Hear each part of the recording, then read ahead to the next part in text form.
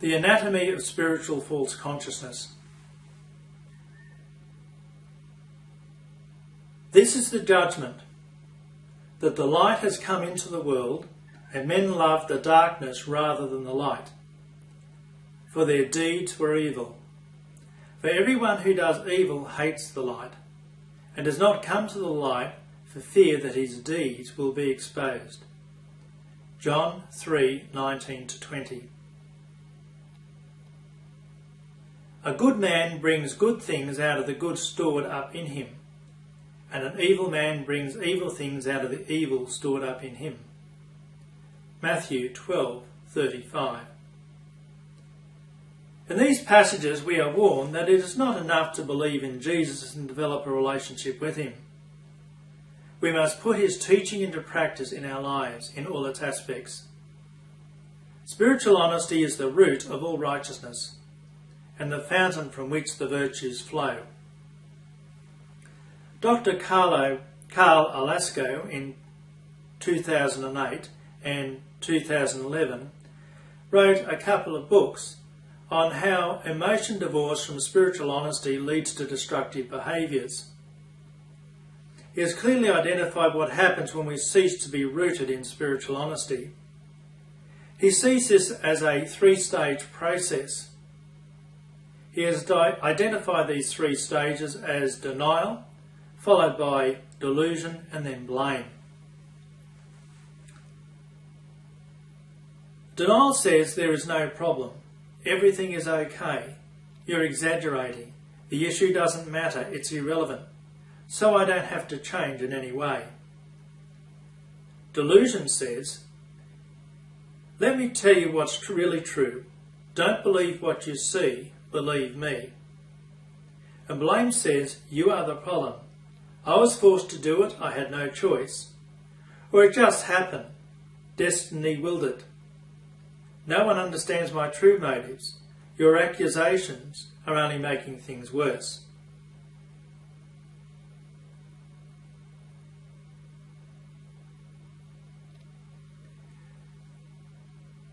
For Dr. Carl Alasco, these three stages follow one after the other. The first stage is to deny truth. We don't want to listen to the voice of truth. We feel threatened by it. We see it as a voice of darkness, and we prefer the light of our own little tent. We then set up a delusion that is a false truth or a pseudo-truth in its place that makes us feel comforted and happy and safe and warm within ourselves. Once we do this, we then have to blame somebody else for our fault. So there are three stages. The first is the denial of truth. The second is setting up a false truth or a pseudo-truth within ourselves. And thirdly, we have a scapegoat, someone that we can blame for our own wrongdoing.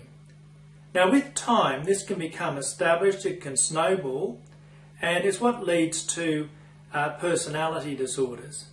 Personality disorders are largely rooted in the fact that we refuse to face truth. Our defence mechanisms become pathological rather than healthy, and our consciousness is bound to darkness rather than being set free to see the light. The more we slip into this darkness, the more threatening light appears, and the more hurtful and menacing it becomes, so that we end up calling light darkness and darkness light. There is an old saying, you are what you eat. It is equally true that the words we create in our imaginations are a product of our own thinking. Jaundiced thought leads to a jaundiced view of the world. Healthy integrated reflection leads to a healthy integrated view of the world. In more succinct terms, sin blinds. The walk with Christ, if it is to be authentic, is to be a walk out of darkness and self-imposed delusion.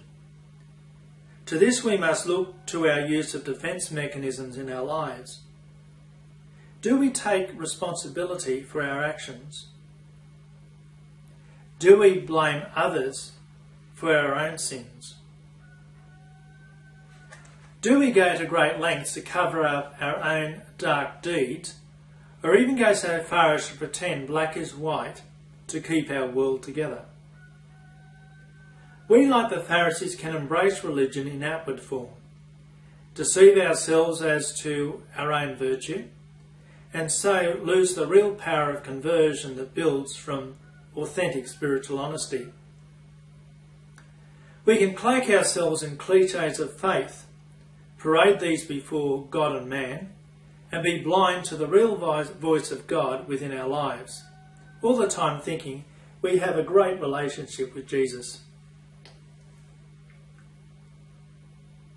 Building a spiritual consciousness is hard work. Many are so used to their dark ways that they no longer see their ways as wrong. In Hebrews 5:7-14, Paul speaks as follows. During the days of Jesus' life on earth, he offered up prayers and petitions with fervent cries and tears to the one who could save him from death. And he was heard because of his reverent submission. Son though he was, he learned obedience from what he suffered, and, once made perfect, he became the source of eternal salvation for all who obey him, and was designated by God to be High Priest in the order of Melchizedek. We have much to say about this, but it is hard to make it clear to you because you no longer try to understand. In fact, though by this time you should be teachers, you need someone to teach you the elementary truths of God's Word all over again. You need milk, not solid food. Anyone who lives on milk, being still an infant, is not acquainted with the teachings about righteousness. But solid food is for the mature, who by constant use have trained themselves to distinguish good from evil. Now these are important words. They're telling us that good and evil are not self-evident concepts that the conscience can call upon, that they need to be discerned, and they can only be discerned through practicing virtue. If we do not practice virtue, our powers of discernment are very limited. Our defence mechanisms tell us we're great, and though we are in darkness, we can end up thinking that we are pillars of righteousness, a great wisdom. The process Paul is talking about here cannot be achieved all in one day. It is a spiritual process. As long as we rely on the deadly triangle of denial, delusion and blame, we cannot grow. This is why spiritual honesty is the root of all conversion and all virtue. If we do not master the deadly triangle of denial, delusion and blame, we are mastered by our sin, and sin becomes the moral eyes of our conscience. We become righteous in our own sight, yet we are a root of bitterness. Hebrews 12:15. When brought to judgment and our deceitful when we are brought to judgment and our deceitful defence mechanisms are exposed, we see ourselves as God sees us, not as our egos have imagined ourselves to be. A wayward conscience is a deep pit that leads one away from the truth and into the realm of self-delusion. Authentic love of God and neighbour as oneself, and a deep attitude of spiritual honesty and humility, is the root of the virtuous plant. It takes courage and perseverance to follow this path, as it leads into strange new worlds of understanding unfamiliar to the pilgrim. It is what it means to be born from above. In the words of John 14:6, I am the way, the truth and the life. No one comes to the Father except through me.